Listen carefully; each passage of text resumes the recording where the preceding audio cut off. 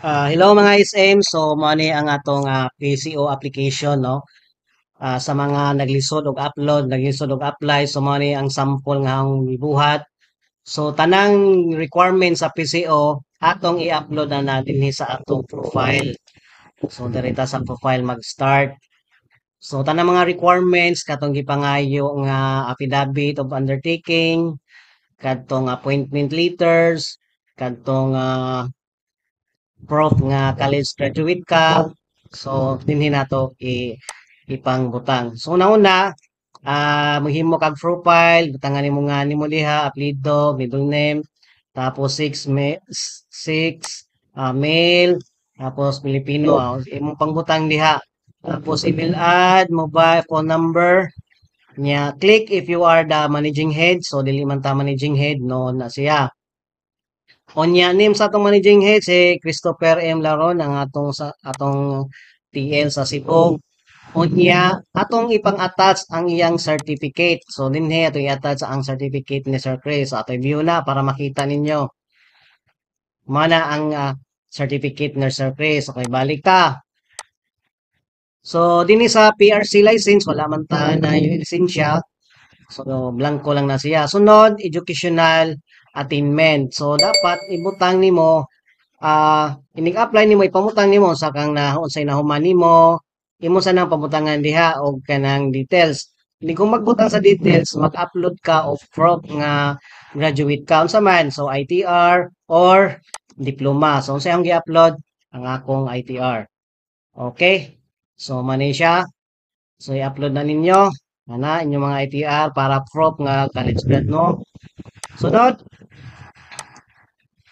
work experience. So, money ang atong i-attach dire sa work experience ang kadtong company certificate na to.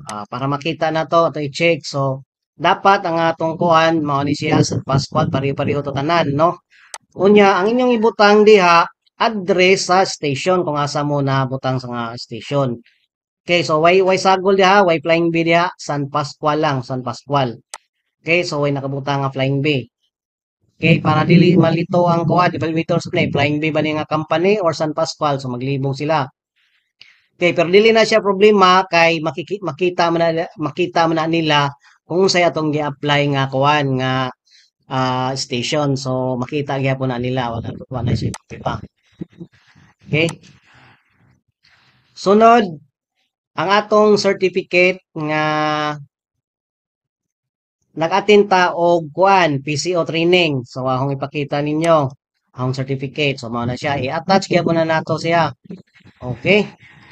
So balik ta sa akong profile. So kanit siyang una ka mo attach ani imo siyang pag-applyan unsa unsay mga details ana ka pila ka minutes, pila ka hours imong kuan. Imo na siyang kuan, imo na siyang i-type diha una ka mag-upload.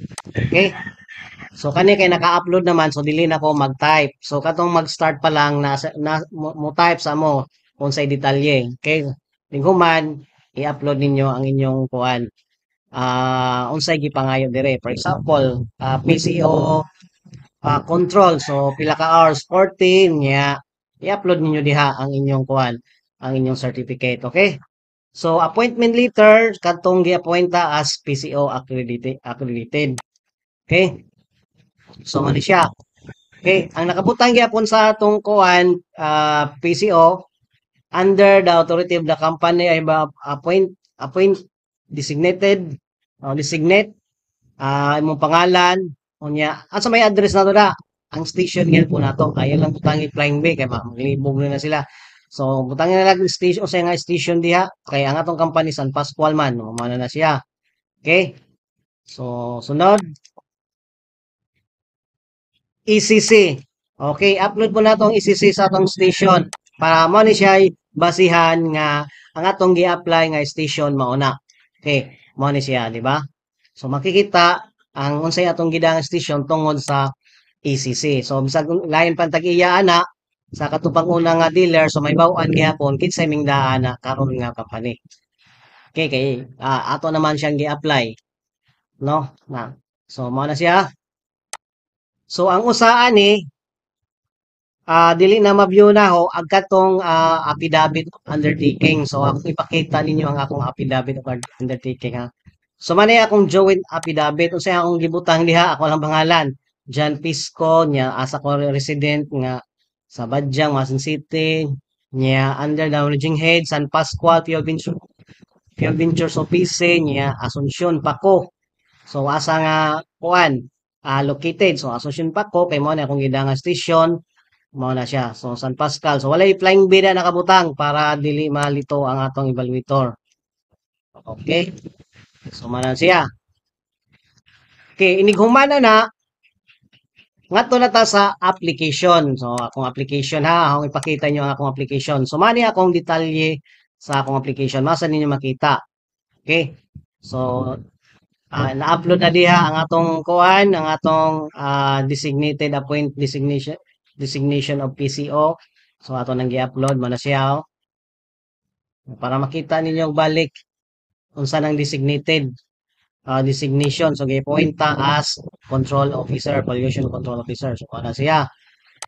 Okay? So certificate of employment. So katong certificate so gi-upload na ni nato ngadto sa profile. So ang profile moadto na siya automatic sa application. Okay? So mana siya. Okay. So notarized affidavit mao to siya ang gipakita ninyo mao ni. Okay. So mao na siya. So karon unsa pa i-upload? Ang atong i-upload ang atong ID kani siya i-upload ko na siya, no? Tapos ang atong signature i-upload sa na siya. Okay, niguman i-save na to. Ayo kalimti sa pag-save. Okay. Para ang tanang mga gipang-attach nato makita ngadto sa evaluator.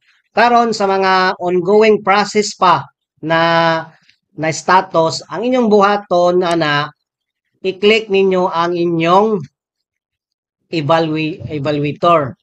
So mag-click mo, mag-send mo ngadto sa inyong application. Sa ako dire wala namang koy kuan kay na-evaluate naman ko. So wala na ko dili na makita akong evaluation dire. So tagahan ka na mog sample ha mga akong sample ato ha. Bebe. Sa Okay kani mo ni akong application details no. So asa man ninyo makita ng application detail? Dinhi sa inyo application sa inbox makita na ninyo. Karon na naman ko ay order of payment mo ni siya ang pasabot na evaluate na ako. Na application status evaluated. So dinhi nga side na mga instruction na diha dinhi man na inyong sundon. Inig humag ko ninyo, inig humag upload ninyo sa mga instruction nila dinhi. Imo na sad nang i-kuan. Imo sad nang i-update ang imong application. Dinhi sa tumoy kung dili pa ka dinhi nga side kung dili ka pa ongoing pa imong process, imo na siyang i-message ang evaluator na done na po sa lahat ng upload. Tapos i-send na nimo aron ma-update ngadto ang evaluator nga ang imong application na send na ngadto aron makita sa evaluator. Okay? So dinhi na side na ana siya parang message nga nakabutang ngadto i-update nimo para ma-evaluate ka, i-send ngadto. Okay? So mao na to. Hinangtong ta nga nasabtan nato tanan nya hinangtong nga ma-approve na ang atong PCO accreditation. So daghang salamat. Bye-bye.